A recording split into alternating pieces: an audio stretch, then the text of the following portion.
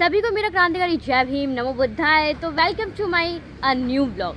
जैसे कि आप सभी को पता है कि कल 16 तारीख थी और कल मुरादाबाद में हमारा बाबा साहब डॉक्टर भीमराव अंबेडकर जी के जन्मदिन को लेकर उसके महोत्सव पर उसके उपलक्ष्य में मुरादाबाद में एक प्रोग्राम था, तो मैं वहाँ पर आई हुई थी। और जैसे कि आपको पता होगा कि मुरादाबाद में एक बहुत फेमस जगह है संविधान साहित्य वाटिका। तो आज मैं वहाँ पर आई हुई हूँ विद आवर ब्रदर्स। देखो, अलका के साथ और आशीष भैया के साथ, आंसू भैया के साथ और पापा और अलका के भाई के साथ। तो अब हम रेडी रहते हैं एंड आप सभी से भी रिक्वेस्ट है कि कृपया करके हमारे ब्लॉग में बने रहें, क्योंकि आगे आपको पता चलेगा कि संविधान वाटिका के अंदर क्या क्या है। क्योंकि मैं भी खुद ही पहली बार वहाँ जाने वाली हूँ। तो भैया आप तो मे भी बहुत बार आ चुके होगे, राइट? तो कैसा है अंदर का माहौल भैया, फिर भी हमें थोड़ा सा बताएंगे? अंदर का माहौल बहुत बढ़िया है एकदम। आप भी जाके एकदम खुश हो जाओगे, क्योंकि इसके अंदर जाके सब बाबा साहब के बारे में बहुत अच्छा बताया गया है और सब कुछ बढ़िया करके दिखाया गया है। इसी बात का यहाँ पर चार्ज है। अच्छा, 50 रुपये टिकट है। यस, टिकट ले रहे हैं गाइस। तो चलो चलते हैं। लेकिन सोचने वाली बात ये भी है कि एक हनुमान वाटिका ही बना है इधर, वहाँ पर चार्ज। अच्छा, तो इसकी कॉपी में हाँ, पल्ली तरफ है और मूर्ति भी बहुत बड़ी बनी है। और वहाँ पर चार्ज नहीं लगता, यहाँ चार्ज लगता है। यहाँ चार्ज लगता है। वाजिब। यहाँ कुछ सीखता है ना व्यक्ति, यहाँ कुछ आएगा सीखेगा। ओ भाई, वहाँ जाके आदमी पकड़ना पड़ेगा, यहाँ का तो ज्ञान मिलेगा। तो ज्ञान की तो यही है सबसे बड़ा। देखिए, हनुमान वाटिका के अंदर बहुत बड़ी लगी है राम जी की मूर्ति। अच्छा, ये छोटी बनाई गई है। तो गाइस सबसे पहले तो हम आपको दिखाएंगे कि बाबा साहब डॉक्टर भीमराव अंबेडकर जी की प्रतिमा लगी हुई है ना। और यहाँ पर लाइट वगैरह भी लगी हुई है, जो कि आप अच्छे से देख ही सकते हो। और आगे भी है ना। बहुत अभी तो आगे तक है। तो गाइस देखते हैं आगे। और यहाँ पर कुछ लिखा हुआ है। पहले तो आप प्रतिमा चेक करो, कितनी अच्छी है ना। हाँ बिल्कुल। भारत रत्न डॉक्टर बाबा साहब डॉक्टर भीमराव अंबेडकर जी को भारतीय समाज सुधार आंदोलन का अग्रदूत कहा जाता है। संविधान निर्माता बाबा साहब डॉक्टर भीमराव अंबेडकर जी ने भारत को एक प्रगतिशील समता मूलक देश बनाने में अतुलनीय योगदान दिया। भारतीय संसद के प्रति के ऊपर स्थापित बाबा साहब डॉक्टर भीमराव अंबेडकर जी की प्रतिमा उनके भारतीय लोकतंत्र के रक्षक व संविधान के निर्माता के रूप में उनके व्यक्ति को दर्शाता है। गाइस, ये ना एक तरीके से बाबा साहब जी के बारे में बताया गया है, तो आप देख सकते हो। और आगे हमारे ब्लॉग में बने रहना, क्योंकि आपको बहुत कुछ देखने को मिलने वाला है। सो बी रेडी गाइस। और यहाँ फोटो शूट चल रहा है। गाइस, आपको एक चीज़ बता दूँ, अभी जिस हैंड की हेल्प से मैं ना शूट कर रही हूँ, अभी उसी हैंड में ना आशीष भैया की सबसे बड़ी वाली नहीं, मतलब कि आशीष भैया की जो बड़ी दीदी है ना, वो nail extension and beauty parlour का वर्क करती है। तो उन्होंने मेरी नेल एक्सटेंशन करे। एंड आपको ये कैसे लग रहा है कमेंट बॉक्स में कमेंट जरूर करना। और अलका ने भी करवाए हैं। सो पहले फोटोज क्लिक होने दो, दिखाना तुम। तो अब मेरे को एक चीज़ बताओ, अलका के ज़्यादा अच्छे लग रहे हैं या फिर मेरे ज़्यादा अच्छे लग रहे हैं? कमेंट करके बताओ। गाइस, हमने फोटोज़ वगैरह तो क्लिक कर ली हैं और अभी हम लोग इस वाली प्रतिमा से आगे बढ़े हैं। और यहाँ पर लिखा हुआ है सत्यमेव जयते। और भारतीय संविधान के महत्वपूर्ण लेख लिखे हुए हैं, अनुच्छेद बताए गए हैं। अनुच्छेद 14, अनुच्छेद 19, अनुच्छेद 21, अनुच्छेद 29, 30, अनुच्छेद 32, अनुच्छेद 44 और एक यहाँ का वो रफ हो गया है 148, 243, 280, 324, 352, 360, मतलब बहुत सारे हैं ये। और मैं भी बाबा साहब डॉक्टर भीमराव अंबेडकर जी हैं। Yes, I am right. Hello. और आप ये भी देख सकते हो। और ये भी देखो गाइस, मतलब कि यहाँ का व्यू तो अच्छा है भाई। आओ आ जाओ। मुझे एक चीज समझ नहीं आई यार, मेरे को एक चीज समझ नहीं आई। आंसू भैया कहाँ है? हाँ। आओ इधर। भैया, ये नील गाय की प्रतिमा रखने का मतलब क्या है? इसका लॉजिक समझ नहीं आया मुझे। Can you tell me? वैसे तो ये संविधान वाटिका बनाई है, लेकिन इससे तो कोई रोल ही नहीं होना चाहिए। तो वही समझ नहीं आया, इसका क्या रोल है भाई?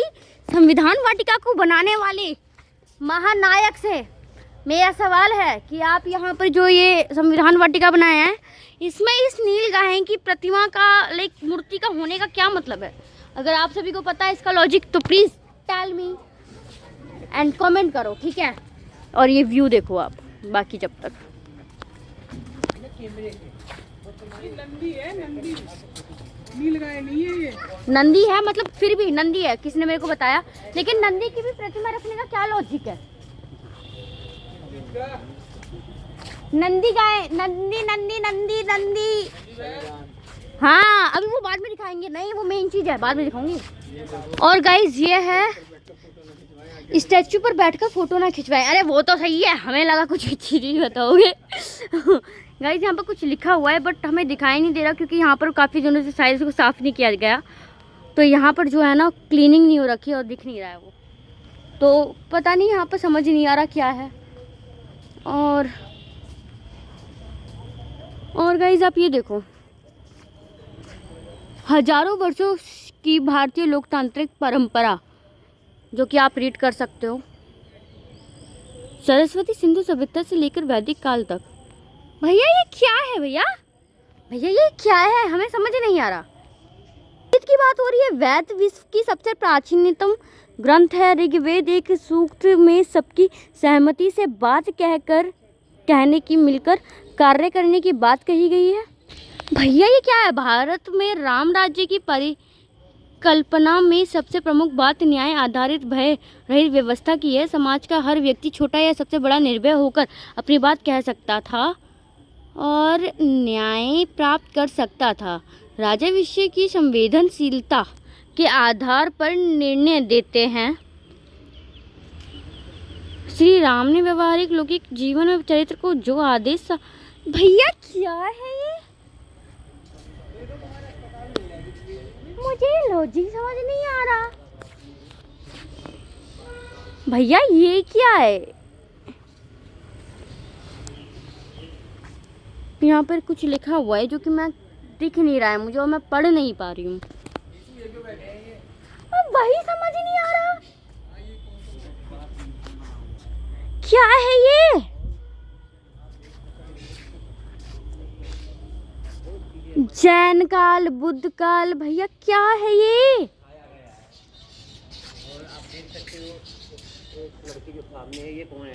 और ये गाय सत्यमेव जयते है।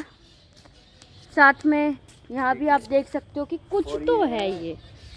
और मेन चीज मैं आपको लास्ट में दिखाने वाली हूँ, सो बी रेडी गाइस।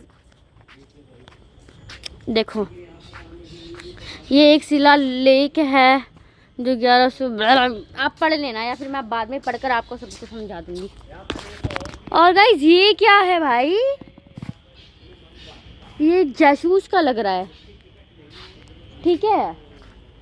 और गाइस ये देखो, ये देखो, ये देखो, ये क्या है? क्यों है ये? और ये क्या है? मैं कुछ समझ क्यों नहीं पा रही हूँ। यहाँ जो कुछ भी है इसका लॉजिक समझ नहीं आ रहा है मुझे। और वहाँ पर भी पीछे वही स्टैचूज वगैरह हैं, ठीक है। तो गाइस यहाँ पर अंदर बैठक वगैरह है, लाइक कैंटीन टाइप का होगा ये, जो कि अभी के टाइम पर तो बंद है। और अंदर बहुत महापुरुषों की प्रतिमा लगी हुई है, माता सावित्री बाई जी की लगी हुई है, और जितनी भी फीमेल्स हैं भारत का नाम रोशन करने का काम किया है उनकी भी फोटोज लगी हुई हैं यहाँ। और गाइस यहाँ पर चक्र है, और साथ ही साथ ये देखो आप, ये मेरे को काफ़ी पसंद आई डेकोरेशन। बट यहाँ पर बहुत सी चीज़ें हैं जिनका लॉजिक समझ नहीं आया कि यहाँ पर ये चीज़ें रखने का मतलब क्या है। ये है बीच में बैठे हुए बाबा साहब डॉक्टर भीमराव अम्बेडकर जी, और फिर साइड में ये पूरी, पता है क्या है गाइस? ये है drafting committee of constitution. Yes, मैंने विथआउट देखे हुए आपको बता दिया। अब इससे आप मेरी नॉलेज को देख ही सकते हो। चलो मेरी नॉलेज के लिए तारीफ कर दो जल्दी जल्दी कमेंट बॉक्स में। और गाइस ये है Jawaharlal Nehru and the other members taking pledge during the midnight session of the Constitutional Assembly of India held on 14 and 15 August 1947।